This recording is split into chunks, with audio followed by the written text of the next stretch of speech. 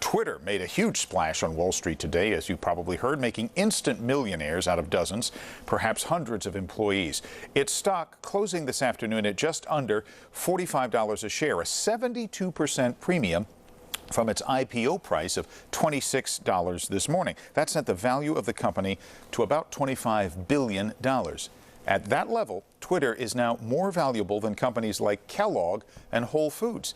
ABC 7 News business and technology reporter David Louie has the story. This was one day Twitter employees probably wanted to be at the office early. While the doors were closed to us, we got an inside look at IPO day from the tweets and photos posted by employees. This is the mound of donuts that awaited them, supercharging them with sugar on top of the adrenaline rush of the opening bell in New York. They scrunched together to watch the ceremony on TV monitors. One thing was clear early on. The $26 per share IPO price set last night was conservative.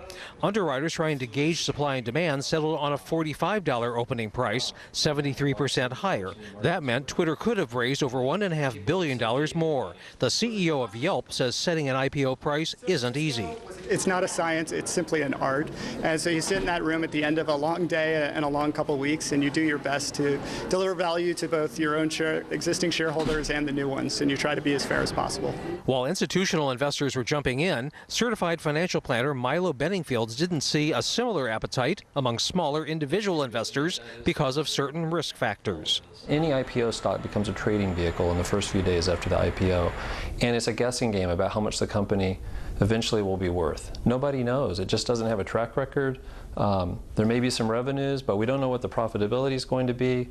There's just a host of unknowns. Analysts say Twitter played it conservative, acknowledging its weak spots while projecting confidence about its future. They were very cautious. They took a very meticulous approach to approaching this big IPO day, and they've been talking very candidly about their growth. They've been talking about their slower growth. They've been talking about how many really engaged users they have. Whether you watch from the sidelines or put your cash on the line, Twitter is having, in just 8 letters, a good day.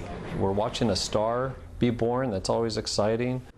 Twitter now has $2 billion to expand the company, and investors who sunk their money into the stock today, they'll have to wait for the company to turn a profit. At Twitter headquarters in San Francisco, David Louie, ABC 7 News. Well, Twitter got to choose who would ring the opening bell on the New York Stock Exchange today. Instead of having company executives do it, as so many outfits do, 3 of Twitter's top users had the honor. On the left, actor Patrick Stewart of Star Trek: The Next Generation fame. On the right is Boston Police Public Information Officer Cheryl Fiandaca, who used Twitter to keep the community informed during the Boston Marathon bombings. And in the middle is 9-year-old Vivian Har. She's a 4th grader from Marin County. Why was she there? ABC 7 News reporter Carolyn Tyler has more on Vivian and why she is such a Twitter star. Ringing the bell at the New York Stock Exchange is an honor not many people receive. Vivian Har is among that select few, and she's only 9 years old. We first met Vivian last year, fighting to end child slavery, one glass of lemonade at a time. I said, honey, that's a lot of lemonade. She's already donated over $100,000, and now the young girl's lemonade stand has morphed into a bona fide business. Twitter offers her bottled organic product to employees, and it's now sold in 150 stores, including this market in her Marin County hometown of Fairfax. 5% of all gross sales goes to her cause. We can't keep it on the shelf, and when people see the truck outside, sometimes they come in and is she here? They want to meet her. Today, the 4th grader took to her Twitter page to share her New York Stock Exchange experience. Here she is wearing what she tells me is a custom-made tutu, posing with Patrick Stewart of Star Trek fame and Cheryl Fiandaca of the Boston Police Department, and here with Twitter co-founder Jack Dorsey.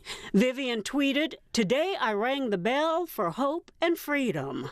Her Twitter account has over 22,000 followers, and in Fairfax, just about everyone knows the Lemonade Girl. I think it's a wonderful idea that someone so young can inspire people who are years older than her. Vivian's company, called Make a Stand, has an eye-catching marketing tool, this car. Her best buddy since pre-K is part of the team. Audrey Daniel did not see this morning's bell ringing, but I think it's really cool that she gets to do that kind of stuff, because I think it's like kind of just her style of thing, have how to do things.